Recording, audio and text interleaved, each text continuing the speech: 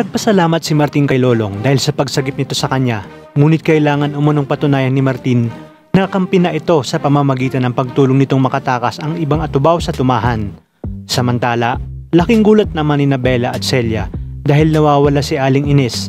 Isinama naman ni Lolong si Martin sa nyoga ni Boss Abet para tumulong at sinabi ni Lolong na kinakailangan paghirapan nito ang lahat para makapagpatuloy na manatili sa kanila.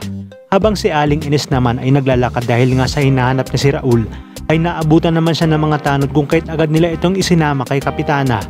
At sa pag-iisa nga ni Martin ay dumating naman ang kanyang ina na si Donna na buong akala niya umano ay patay na si Martin.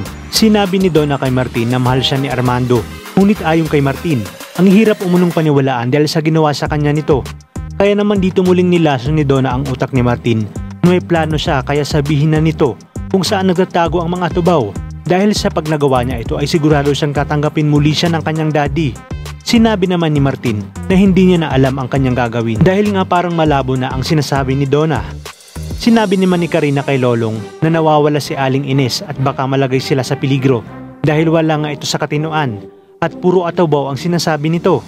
Ngunit napansin naman nila na dinugo si Celia kaya kinakailangan umano nila itong isugod sa ospital ayon kay Bella. Kaya naman agad nila itong dinala sa kilalang doktor ni Boss Abet. Sa pag-iisa ni Donna ay muli niyang inalala ang mga panahong kinuha niya si Martin mula kay Kapitana na nakuha lamang nito sa babaeng baliw-baliw.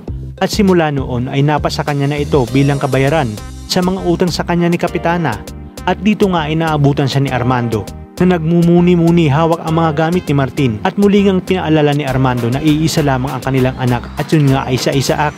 At nang maabutan na nga ni na Elsie at Bokyo si Aling Ines na dala ng mga tanods ay sakto naman paglabas ni Kapitana. Sinabi ni Ines na kailangan niyang makuha ang babaeng kumuha sa anak ng kapatid niyang si Raul. Dito na nga kaya sila muling magkikita ni Kapitana kung kaya tuluyan ng malilinawan ang tunay na pagkatao ni Martin.